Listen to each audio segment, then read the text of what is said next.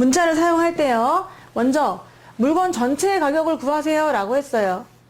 그러면은 한 개 가격을 구해가지고 거기다 곱하기 내가 몇 개를 사는지 개수를 곱해주시면 그게 전체 개수가 되는 거예요. 이건 다 누구나 알 수 있을 것 같아요. 또 거스름 돈을 구하세요 라고 했어. 그러면 내가 돈을 낸 금액에서 물건 가격을 빼면 돼요. 그게 거스름 돈입니다. 근데 거리 속력 공식이 조금 어려울 수 있겠죠? 이거 한번 잠깐 짚어드릴게요. 여러분이 대학생이 됐어. 자동차를 샀어. 알바를 해가지고 멋진 차가 있는 거야. 근데 이 차가 1시간에 60 달려. 시속이라고 하죠? 시속. 1시간에 60km 달립니다. 이거를 한 번에 이렇게 표현하죠. 60km/시 빠르기야. 얘 능력. 1시간에 60 달려. 옆에 여친을 태우고 3시간 달렸어. 달려 오빠? 달렸어. 그러면 거리는 얼마큼 갔을까? 얼마큼 달렸을까? 180 달렸죠? 왜 그래요? 1시간에 60씩 쭉쭉쭉 3번 가서 그런 거 아닙니까? 네, 그래서 표현해보면은 60, 60, 60 이렇게 간 거예요. 1시간에. 나는 1시간에 60 가는 사람이야. 그러니까 3시간 동안 180 갔어. 라고 얘기할 수 있는 거죠. 거리는 180km가 되는 거예요. 이 공식을 외워보도록 할게요. 속력, 시간, 거리가 있었어.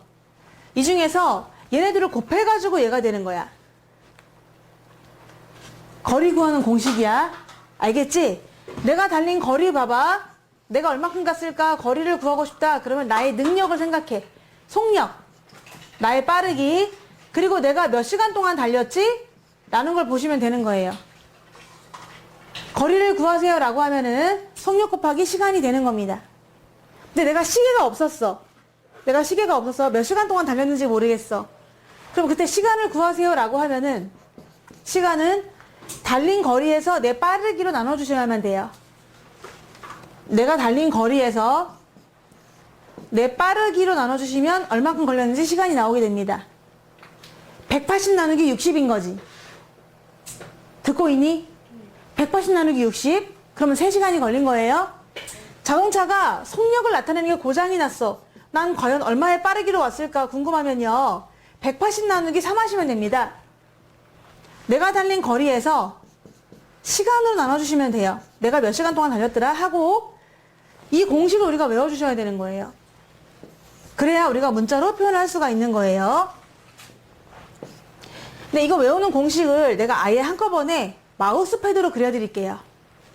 자, 우리 마우스패드가 있어요. 성은 거씨예요. 이름은 속씨예요.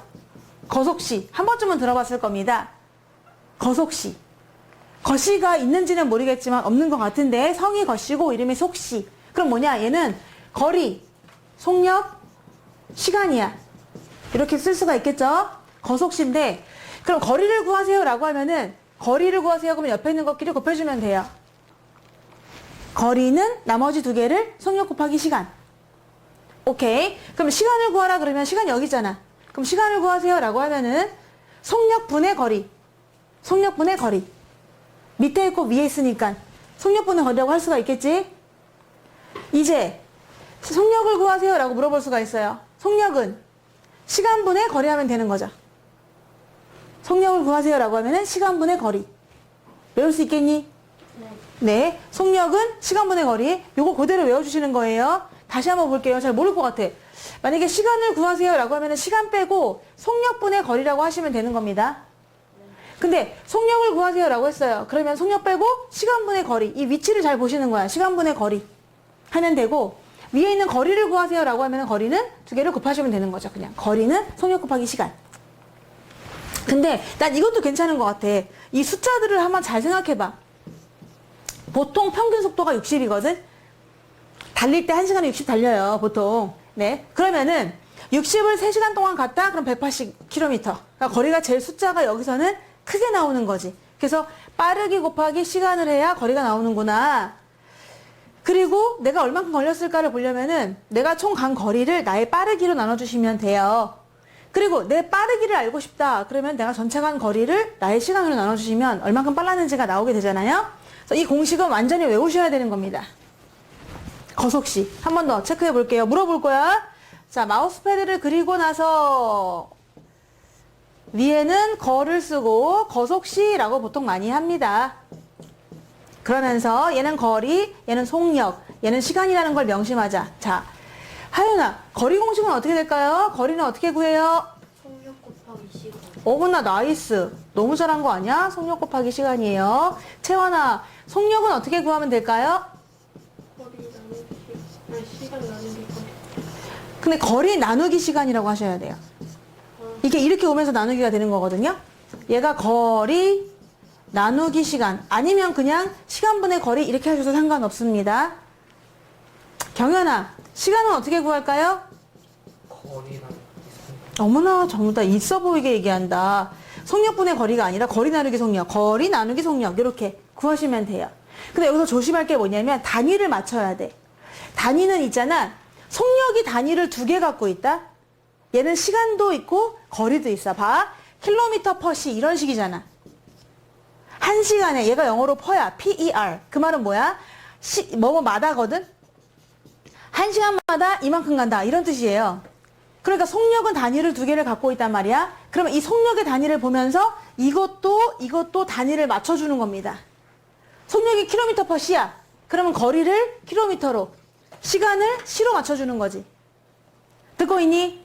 네. 근데 만약에 거리가 미터 퍼 분이야. 그럼 어떻게 할까요? 거리가 미터 퍼 분이면은, 속력이 미터 퍼 분이면은 거리를 뭐로 해? 그렇지, 미터. 시간은. 이게 통일을 좀 해주셔야 돼요. 그래야 이런 식이 딱 만족한다 이런 생각이 드는 거지. 선생님 왜 그렇습니까? 라고 하면은, 봐봐. 속력은요, 단위만 잠깐 볼게요. 속력인 킬로미터 퍼 시야. 하연아, 여기 설명 들어야지. 속력이 킬로미터 퍼 시야. 그러면 얘는 킬로미터 퍼 시가 되는데 옆에를 시간을 곱해주다 보니까 단위가 킬로미터가 나오게 되는 거예요. 다 이 범위가 다 단위가 맞춰지는 거예요. 얘가 시분의 킬로미터거든요. 단위라는 게요. 시분의 킬로미터. 그러니까 시분의 킬로미터를 시로 곱해줘야 약분돼서 킬로미터가 나오기 때문입니다. 따라서 여기서는 단위를 통일하는 게 엄청 중요하고 그 단위를 속력이 좀 좌우하는 편이에요. 왜 그럴까요? 왜 속력이 좌우하지? 시간이랑. 그렇지. 다 나와 있어서 그래. 킬로미터랑 시가 다 나와 있잖아. 거리랑 시간이 다 나와 있어. 단위가 두 개가 나와 있기 때문에 얘를 보면서 나머지가 맞춰주는 겁니다. 아셨죠? 지금 그럼 이 공식을 완전히 외운 걸로 생각할게요. 그럼 문자를 사용해서 표현할 수가 있을 것 같고요. 거리 속력 다 외웠을 것 같고, 이제 요 정가. 요 문제가 좀 어렵긴 합니다. 정가, 원가는 단순하게 말할 수 있는 거는 아니긴 한데요. 만약에 내가 너무나 사고 싶은 운동화가 있었어요. 운동화인데 정가가 X1이야. 너무 비싼 거야.